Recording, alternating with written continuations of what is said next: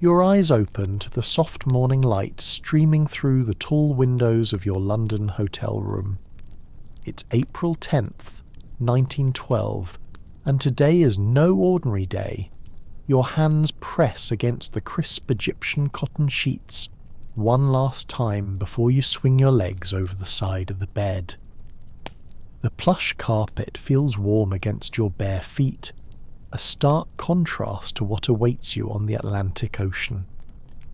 7 o'clock, madam, comes a voice with a gentle knock.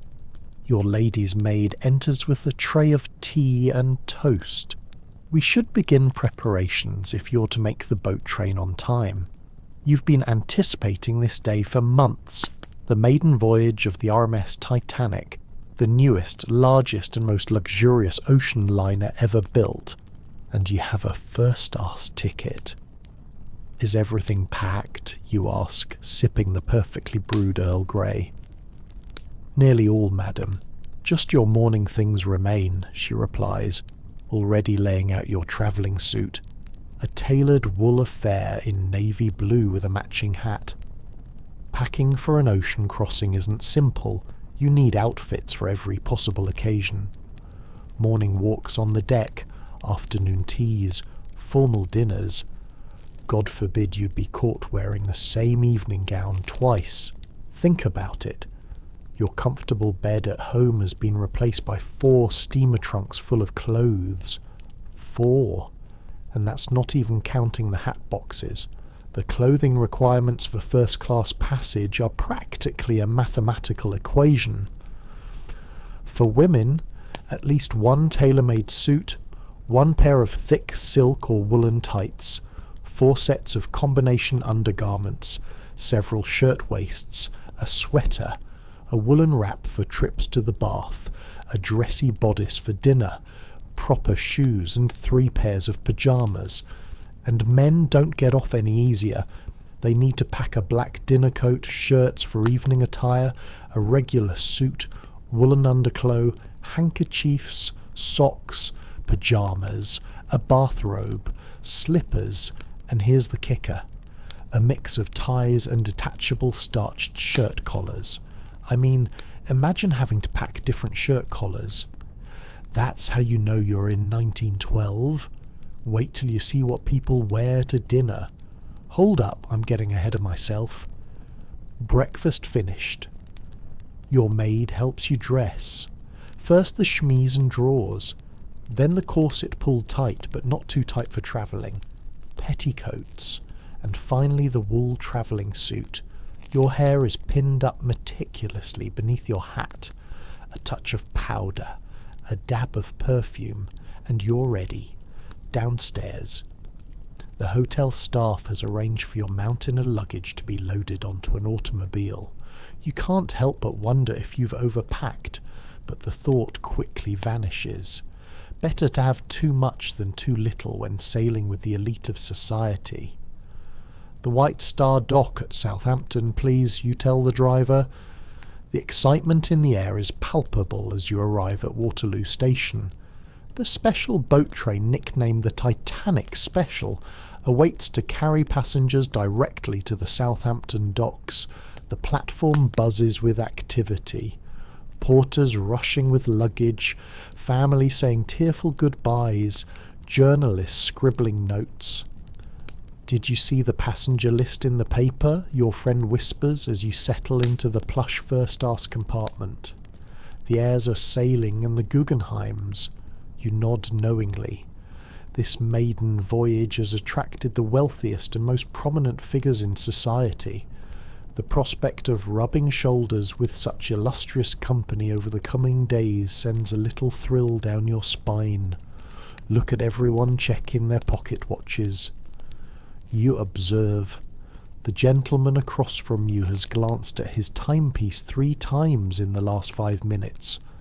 Everyone's anticipation is reaching a fever pitch.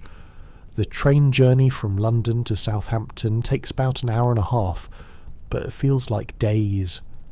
You try to focus on your book, But your mind keeps wandering to thoughts of the ship you've seen the advertisements in the papers. The Queen of the Ocean, they're calling her. Practically unsinkable.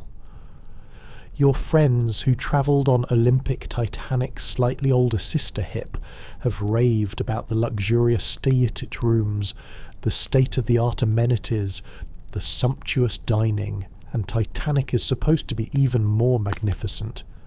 And then, as the train nears Southampton, someone across the aisle gasps loudly. There she is! Everyone rushes to the windows. In the distance you can make out 4 massive funnels, rising against the sky. As the train pulls closer, the full scale of the vessel becomes apparent, and your breath catches in your throat. "Good Lord," mutters the gentleman beside you. "She's massive." That's putting it mildly. Titanic is absolutely enormous. 882 feet of gleaming black hull towering above the dock, her white superstructure crowned with those distinctive buff-cold funnels with black tops. She makes every other ship in the harbour look like a child's toy. The train finally stops at the dockside station, and you descend into a flurry of activity. Porters swarm the train, collecting luggage. Photographers snap pictures. Vendors sell souvenirs and newspapers. The air smells of coal smoke, salt water, and excitement. You know, they're saying she cost $7.5 million to build, says your friend as your luggage is loaded onto a cart. Can you imagine? That's equivalent to about $210 million today. But honestly, looking up at this floating palace, it seems like a bargain. The White Star Line has arranged everything with military precision. Your steamer trunks are sorted into 2 categories. Those wanted for the voyage, which will go straight to your stateroom, and those not wanted, which will be stored in the ship's hold until New York. You notice little numbered stickers on all your cases marked with your name and cabin number. And speaking of cabins, unlike the second and third class passengers who boarded earlier and had to endure lengthy inspection queues, you breeze through a quick ticket check and customs formality. A White Star Line official escorts you toward the first-class gangway. "Your stateroom is on B deck, madam," he says with a slight bow. "One of our finest." The gangway to the first-class entrance is unlike the crowded ramps used by lesser passengers. It's a separate elevated walkway that leads directly to B deck. As you approach, you take one final look at the towering hull from the outside. The ship is so tall that you have to crane your neck to see the boat deck far above. You can't help but feel a mixture of excitement and the slightest touch of unease at the sheer scale of it all. It's like walking into a building, not boarding a ship, your friend whispers. You take a deep breath and step across the threshold. The transformation is immediate and dramatic. One moment you're on an industrial dockside. The next you're in what appears to be the corridor of an elegant English country estate or luxury hotel. The ship gently sways beneath your feet, the only reminder that you're on a vessel at all. Your eyes dart from detail to detail, struggling to take it all in. Rich oak panelling lines the walls. Plush carpets muffle your footsteps. Electric lights in ornate fixtures cast a warm glow over everything. Every surface gleams with polish and care. "Mom, if you'll follow me to the purser's office," says a steward in a crisp uniform, "you'll want to make your arrangements for the voyage." This, you quickly learn, is where the real business of first-class travel begins. The purser's office is the nerve centre of passenger services. Here you can book your deck chair at an additional fee, reserve tables for dining, deposit valuables in the ship's safe, and handle any special requests. The line is considerable, a testament to the ship's full booking, and as you wait, you overhear a steward speaking in hushed but clearly flustered tones about a passenger complaint. Mrs. Shelley says her stateroom is little more than a cell. He whispers to another crew member, says it's bitterly cold and impossibly thin-walled, insists she must have been put into second class by mistake. The other steward rolls his eyes slightly. The White Star Line might have gone a bit overboard with their advertisements. Some of the first-class cabins are indeed small and quite bare. I'll speak to the purser, you make a mental note. Perhaps your B-deck stateroom was a wise choice after all. With your arrangements made and valuables safely deposited, another steward appears to escort you to your cabin. He leads you through a labyrinthine series of corridors. If not for the occasional gentle roll of the ship, you might think you were in an expensive hotel. Here we are, madam, Statum B64. The door swings open and you step into what will be your home for the next week. Unlike some of the more basic first-class accommodations, yours is truly luxurious. Decorated in the Louis XV style with elegant white and gold mouldings. A comfortable bed with fine linens dominates one wall. There's a small sofa upholstered in silk damask, a writing desk, a marble-topped washstand, and ample closet space. You notice something unusual by the bed, an electric heater. Such a modern convenience. You can't resist turning it on to take the slight chill from the air. Your luggage will arrive shortly, madam, the steward informs you. Would you like me to unpack for you, or will your maid be handling that? Before you can answer, there's a knock at the door. It's your friends from the train, their faces flushed with excitement. You must come up to the boat deck, they insist. They're about to cast off, and everyone's gathering to wave goodbye. You hadn't planned to leave your cabin until you'd freshened up, but the infectious enthusiasm is impossible to resist. Following your friends, you make your way through the ship and up the magnificent grand staircase. The staircase alone is worth the price of admission. A soaring multi-deck masterpiece crowned with a row iron and glass dome that floods the space with natural light. At the centre landing, an ornate clock is flanked by carved wooden figures representing honour and glory crowning time. It's so grand that several passengers have stopped to photograph it. Can you imagine coming down these stairs in your evening gown? Your friend whispers. After climbing several flights, you emerge onto the open air of the boat deck. The April breeze is cool but pleasant, carrying the scent of sea salt. The deck is crowded with passengers, some chatting excitedly, others waving to loved ones on the dock below.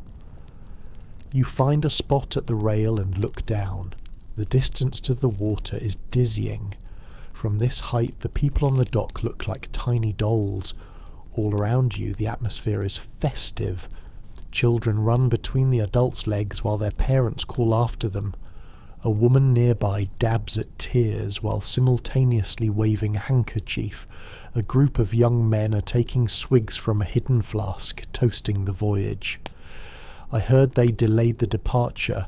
Someone near you says something about a near collision with another ship. Indeed, there seems to be some commotion in the harbour. A smaller vessel, the SS New York, appears to have broken its moorings and is drifting uncomfortably close to Titanic's massive hull. "Look at that," a gentleman exclaims. "The suction from our propellers must have pulled her loose." You watch as tugboats scramble to intercept the drifting ship. It's a tense few minutes, but disaster is averted as the New York is secured before a collision can occur. "Not the most auspicious start to our journey," your friend remarks with a nervous laugh, "but the delay is brief." Soon the final preparations resume, and a deep, resonant blast from Titanic's whistle echoes across the harbour, 3 long notes announcing imminent departure. The sound is physically felt as much as heard, vibrating in your chest. Around you, passengers cheer and wave with renewed vigour. Then comes a subtle shift beneath your feet, so gentle you might have imagined it, if not for the gradual widening gap between ship and shore. Titanic is moving almost imperceptibly at first. Then, with gathering momentum on the dock, handkerchiefs wave like a field of white flowers. Some people are running alongside the ship for as long as they can, calling final goodbyes. Others simply stand and watch the magnificent vessel begin her maiden journey. As Southampton slowly recedes, you feel a strange mix of excitement and melancholy. The threshold between land and sea has been crossed. For the next week, this floating palace will be your entire world. Shall we explore? Your friend suggests, eyes bright with anticipation. And so begins your first day aboard the ship of dreams, unaware of what fate awaits just 4 days hence. But for now, there's a sense of limitless possibility as Titanic steams majestically into the open waters, carrying you toward adventure. "I can't believe we're actually on the Titanic," your friend whispers, squeezing your arm. "Can you imagine the stories we'll tell when we reach New York?"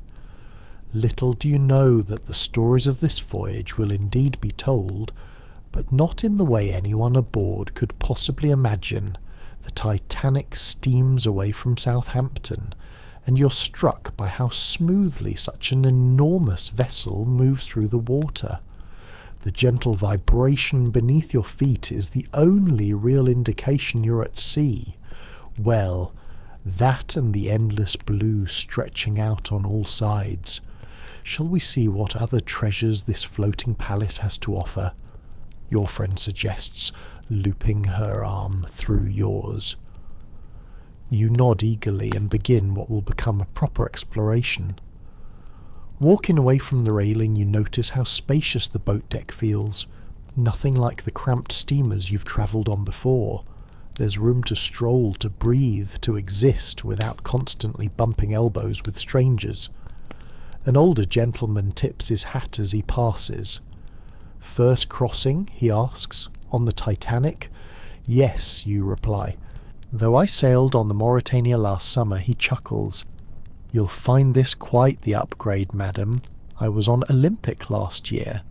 Same design, but they've added some lovely touches to her sister here. The private promenade decks for the parlour suite are divine. Not that I could afford one, mind you." As he moves on, your friend whispers, "That was Sir Cosmo Duff Gordon. His wife is the famous fashion designer Madame Lucille. Already you're brushing shoulders with the elite. This voyage promises to be as much about who you meet as where you're going." Descending the grand staircase, you pause on a deck where double doors open into the first-class lounge. You can't resist peeking inside. The room is spectacular, decorated in the Louis XV style with ornate white and gold panelling, deep carpets and delicate furniture arranged in intimate groupings. A magnificent fireplace, electric. No actual fires at sea, dominates one wall. Tall windows flood the space with natural light while crystal chandeliers stand ready to illuminate evening gatherings. "This is where the ladies will retreat after dinner," explains a passing steward, who notices your appreciative gaze, while the gentlemen enjoy the smoking room. "Separate spaces, you ask, slightly amused. "Traditional shipboard etiquette, madam," he replies with a practised smile, "though nobody will stop you if you prefer to join the gentlemen. Times are changing, after all. Times are changing indeed, though not quickly enough for your taste. Still, you're not here to challenge social conventions, at least not on your first day." Moving on, you discover the reading and writing room, a serene space designed specifically for the ladies. Several women are already settled in comfortable chairs, penning letters or reading novels from the ship's library. Just think, your friend muses. In a few days, we'll be sending wireless messages from the middle of the Atlantic. What would our grandmothers say? Mine would call it witchcraft. You laugh, then demand to send one herself. The Titanic's wireless room is buzzing with activity. At $1 per word, messages aren't cheap, but that hasn't deterred the wealthy passengers from sending announcements of their presence on this historic voyage. You continue your tour, wandering past the Café Parisien, a charming spot designed to give the feel of a Parisian sidewalk cafe, complete with wicker furniture and trellises. It's an innovative space for a ship offering a more relaxed alternative to the formal dining saloon. We simply must take tea there tomorrow, your friend insists. As you wander, the ship's scale becomes more apparent. The corridors seem endless, each turning revealing another elegant passage or stairwell. It would be easy to get lost if not for the helpful crew members stationed throughout. "Excuse me, but is that the squash court I've heard about?" You ask one such steward, noticing a sign. "Yes, madam. Down on the lower deck, one of the only squash courts at sea. 2 shillings per game. Rackets and balls provided.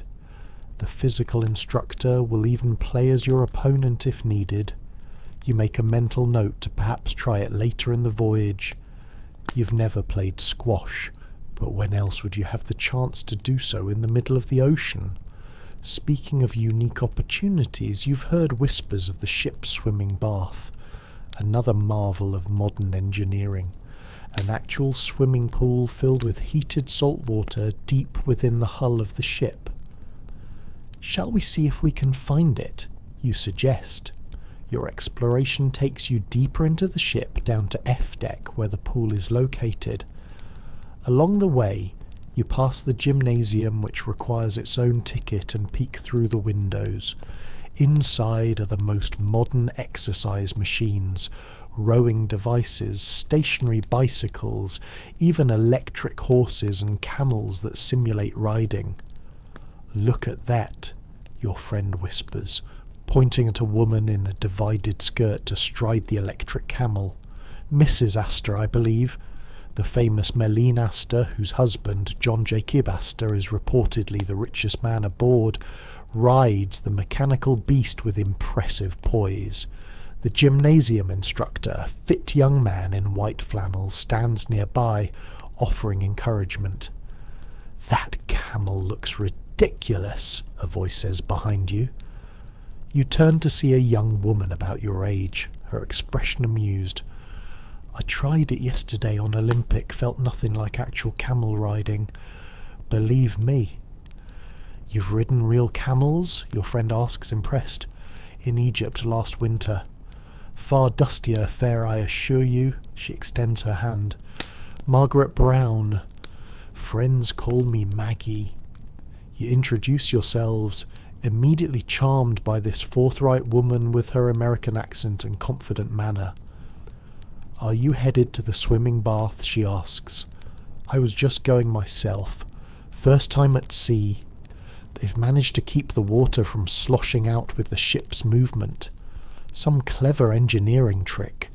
You accept her invitation, and the three of you continue down to F deck, where the pool awaits. The bath is impressive, 30 feet long by 14 feet wide, filled with heated salt water.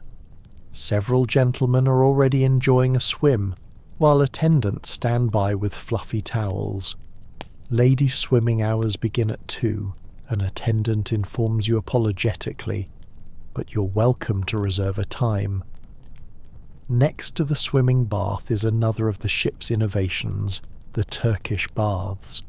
For an additional fee of $1, first, asked gentlemen can enjoy the steam room, hot room, temperate room, and cooling room during the morning hours.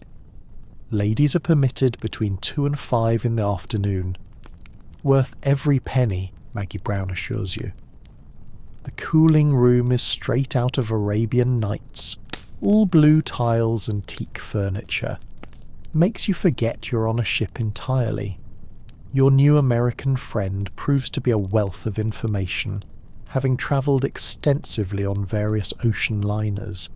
As you make your way back up through the ship, she points out features you might have missed and shares gossip about some of the notable passengers. The Wideners are hosting a private dinner party the final night, she confides. Very exclusive. Invitations are the talk of first class. By now, your initial tour has brought you almost full circle back to the upper decks. Your stomach reminds you that breakfast was hours ago, and it's well past luncheon time. The Palm Court should be serving tea soon, Maggie suggests. Shall we? The Palm Court is yet another elegant space filled with potted palms and rattan furniture. Tropical oasis in the middle of the Atlantic. A small orchestra plays quietly in the corner as stewards move efficiently between tables with trays of tea, finger sandwiches and pastries. You settle at a table by the windows, watching the coastline of England grow more distant. The tea service is impeccable. Fine bone, china, sterling silver, and linen so crisp it practically crackles when unfolded to new friends and new adventures. Maggie raises her teacup in a toast. As you sip your darling and nibble on cucumber sandwiches, the conversation flows easily between observations about the ship and plans for New York. Maggie, it turns out, is returning from an extended European tour and has a wealth of stories about her travels. Did you hear we'll be stopping at Cherbourg this evening? She mentions in Queenstown tomorrow. Then it's open ocean all the way to New York. I'd almost forgotten we weren't properly at sea yet, you admit. The ship's gentle movement and incredible stability have made it easy to forget you're on a vessel at all. Time passes pleasantly in conversation, and before you know it, the light outside the windows has begun to shift toward late afternoon. You excuse yourself to return to your stateroom room where your maid has already unpacked your trunks and laid out options for dinner attire. Not the full evening dress tonight, Emily, you tell her. I understand the first night is more relaxed. Very good, madam. Perhaps the navy dinner dress with the silver trim. As Emily helps you change, you catch her up on your impressions of the ship.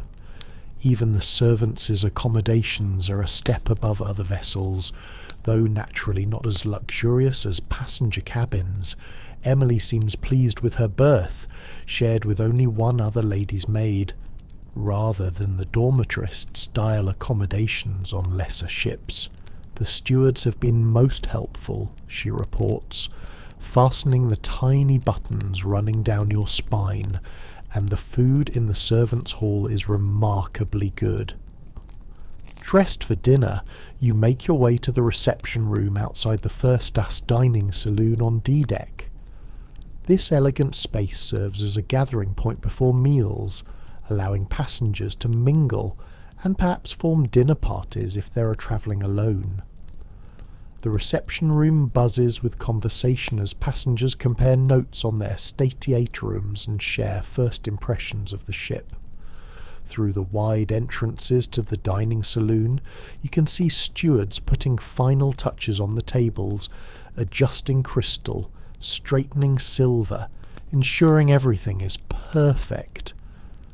I hear they've delayed our departure from Cherbourg, someone mentions nearby.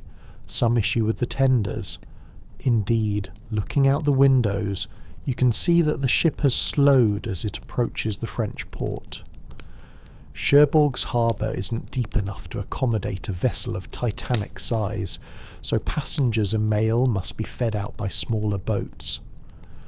"We won't be allowed ashore, will we?" your friend asks a passing officer.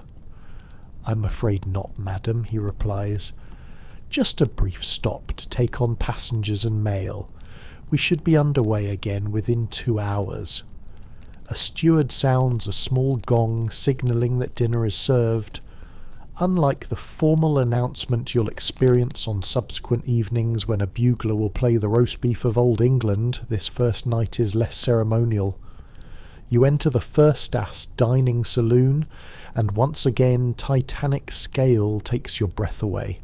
The room is enormous, the largest space on the ship, able to seat over 500 passengers at once. White panelled walls rise to a ceiling adorned with intricate mouldings and sparkling crystal light fixtures. The floor is covered in blue linoleum tiles arranged in elegant patterns. Your table, madam. A steward guides you to a table for 6 where you're joined by Maggie Brown and 2 other couples. "Just wait until tomorrow night," Maggie tells you as you settle in. First night is always casual. Tomorrow you'll see the real display. Tiaras, family jewels and gowns straight from Paris. The dinner, despite being casual by Titanic standards, is still an elaborate affair. The menu offers multiple choices for each course: cons, salmon, roast duckling, sirloin of beef, partate, fresh fruit and cheeses. Each dish is artfully presented on white starline china bordered in blue and gold. Throughout the meal, the atmosphere remains relaxed. Men haven't changed into full evening dress with tails, and ladies have forgone their most elaborate gowns. After all, many passengers are still settling in, and some are still boarding at Cherbourg. Through the windows, you catch glimpses of the smaller tender vessels approaching Titanic's towering hull, the SS Nomadic, specially designed to ferry first and second-class passengers. Looks like a toy beside the ocean liner. I hear the Duff Gordons are boarding at Cherbourg, someone mentions, and Benjamin Guggenheim. More millionaires per square foot than Newport in August, Maggie quips, earning laughs from around the table. Conversation flows as easily as the wine, touching on everything from politics to fashion to speculation about how quickly Titanic might cross the Atlantic on her maiden voyage. Captain Smith is known for setting records, one gentleman informs the table, though I understand White Star is more concerned with comfort than speed. Unlike Cunard, his wife adds, the Mauretania and Lusitania practically shake your teeth loose getting to New York a few hours sooner. I'd rather arrive rested than rattled, you contribute, earning nods of agreement after dinner. Unlike subsequent evenings when traditions will dictate that ladies retire to the lounge while gentlemen enjoy cigars and brandy in the smoking room, the mood remains casual and mixed. Some passengers drift toward the reception room for coffee, others head to the boat deck for fresh air, and a few make their way to the smoking room. Regardless of convention, you choose to join a small group, venturing up to the boat deck to watch as Titanic prepares to depart Cherbourg. The night air is cool but pleasant, and the French coast glitters with lights. The last of the tenders pulls away from the ship, now carrying departing visitors back to shore with new passengers aboard. Titanic sounds her whistle, that same deep resonant call that vibrates in your chest. Slowly the massive vessel begins to move again, turning toward the open sea. "Next stop Queenstown," someone nearby says. "They're nothing but ocean for days." The thought sends an unexpected shiver down your spine, while Titanic feels as solid as any building on land. There's something humbling about the vast darkness of the sea surrounding you. From your vantage point, high on the boat deck, the water seems very far below, black and mysterious in the night. A steward passes with a tray of hot chocolate, and you gratefully accept a cup, wrapping your fingers around its warmth. The rich, sweet scent rises with the steam, momentarily displacing the salt air. Some passengers have begun to drift inside, finding the wind too brisk now that the ship is gaining speed. Others linger at the rails, watching Cherbourg's lights grow smaller until they merge with the distant shoreline and finally disappear altogether. "I think I'll turn in," your friend says with a small yawn. "It's been quite a day." You nod in agreement. The excitement of boarding, exploring the ship, and meeting new acquaintances has left you pleasantly exhausted. Besides, tomorrow promises more discoveries, the gymnasium, perhaps the Turkish baths, and certainly more acquaintances to be made. Making your way back to your stateroom, you find Emily has already turned down the bed and laid out your night clothes. The electric heater has taken the chill from the air, making the cabin wonderfully cosy. "Will there be anything else, madam?" she asks. "No, thank you, Emily, you may retire." Left alone, you move to the small porthole in your cabin and gaze out at the dark sea. The slight vibration of the engines creates a gentle, almost soothing hum combined with the subtle movement of the ship. It's surprisingly relaxing. As you prepare for bed, you reflect on this first day aboard the Titanic. The ship has already exceeded your expectations, not just in its luxury and scale, but in the sense of possibility it creates. For this 1 week, you exist in a world apart, a floating microcosm of Edwardian high society, where every comfort is anticipated and provided. You slip between the crisp linen sheets, your body sinking into the comfortable mattress. The gentle rhythm of the ship lulls you towards sleep, even as your mind still buzzes with impressions of the day, the gleaming grand staircase, the palatial public rooms, the interesting characters you've met tomorrow will bring Queenstown, Ireland, and then the true Atlantic crossing begins. 6 days of steaming toward New York with nothing but Titanic's considerable amusements to occupy you. The thought brings a smile to your lips as you drift towards sleep, rocked by the gentle movement of the greatest ship in the world. Outside your window, the vast Atlantic stretches dark and endless, as Titanic lights blazing from hundreds of portholes steams confidently westward, her 4 massive funnels silhouetted against the night sky. Morning comes with a gentle knock at your door for a disorienting moment. You forget where you are until the subtle movement of the ship beneath you brings reality rushing back. You're aboard the Titanic, now fully at sea after yesterday's final stop at Queenstown, Ireland. "Good morning, madam," Emily says quietly, entering with a small tray. "I've brought your morning tea." The aroma of fresh Earl Grey fills the stateroom as Emily sets the tray on the bedside table and moves to open the curtains. Soft morning light spills through the porthole, dancing across the Louis XVI furnishings of your cabin. "What time is it?" you ask, sitting up against the plush pillows. "Just after 7, madam. We're at sea properly now. Left Ireland behind last night." You accept the delicate china cup. The tea perfectly brewed with just a splash of milk. Emily busies herself laying out your morning clothes while you sip and slowly wake. "The steward says it's quite fine out today," she reports. "Though a bit brisk on deck, I've laid out your wool walking suit and the cashmere scarf." "Thank you, Emily. And what's the plan for today?" "The Atlantic Daily Bulletin is here," she says, handing you a single sheet of paper. It lists today's activities and some news from the wireless.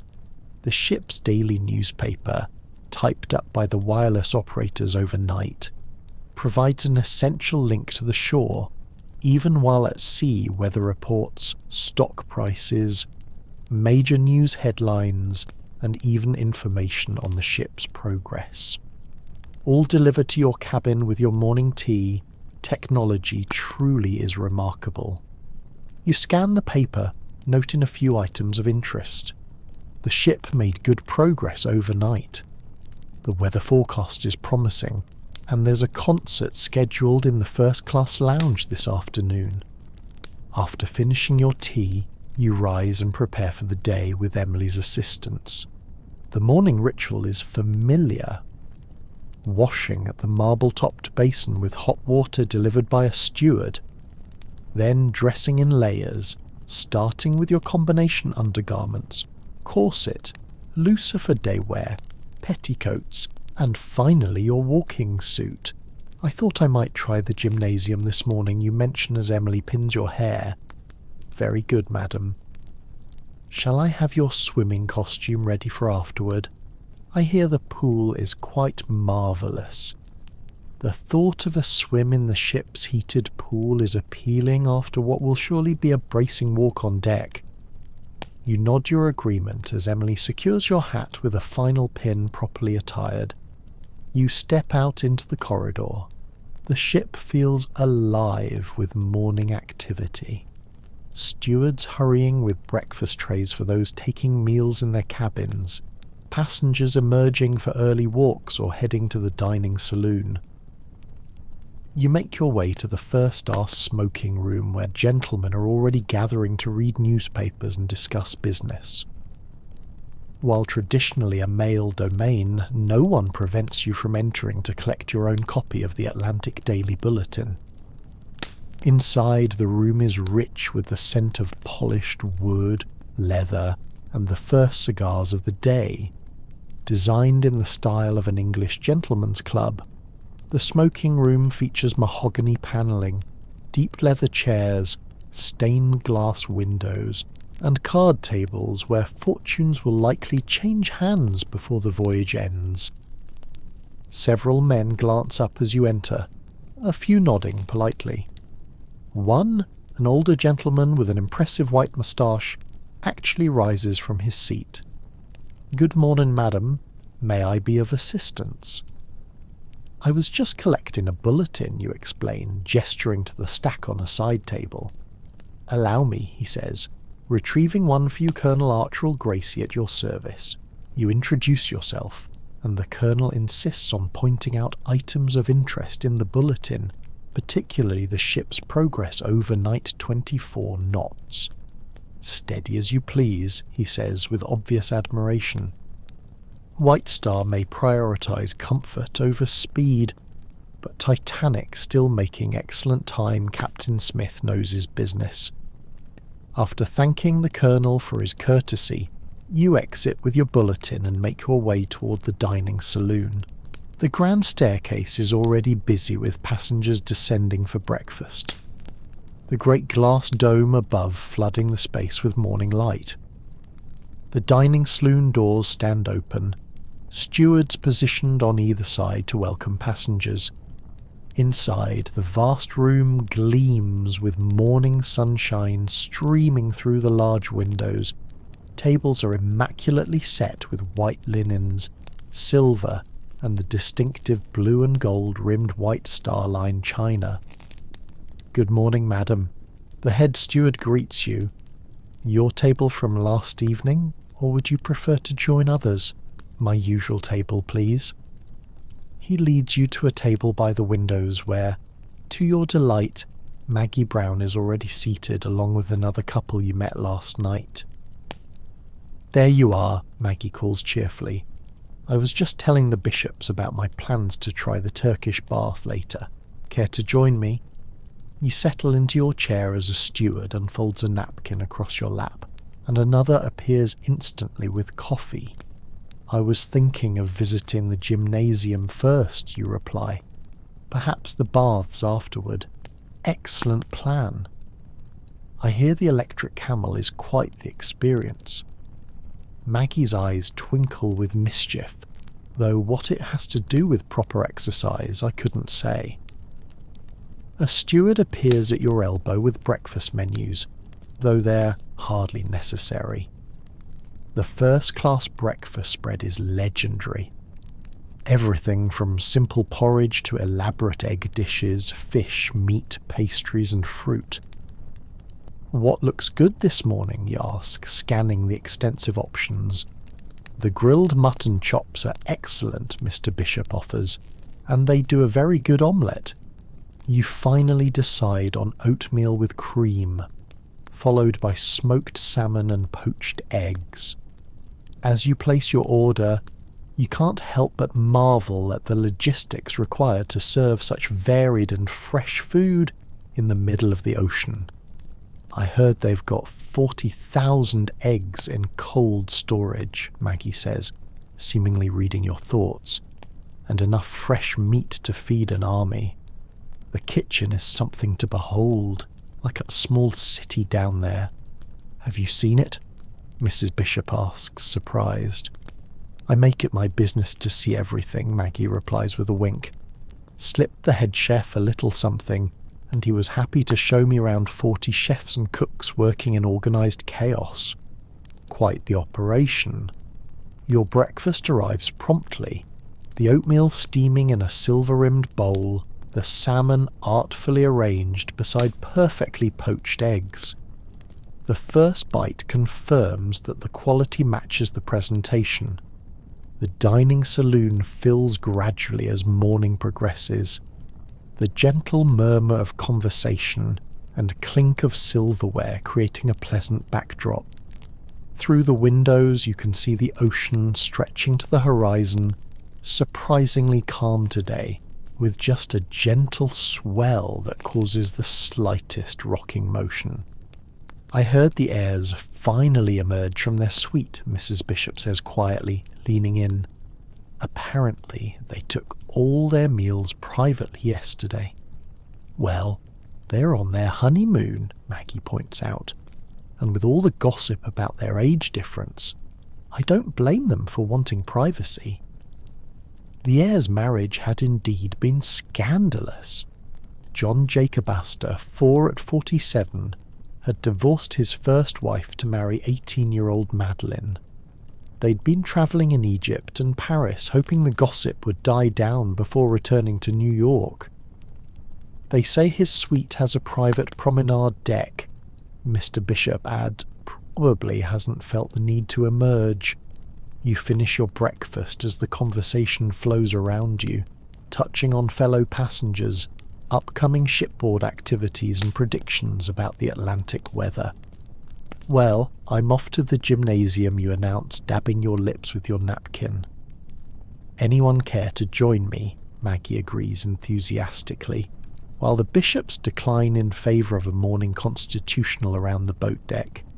You and Maggie make your way up to the boat deck, where the gymnasium is located just after of the officers' quarters.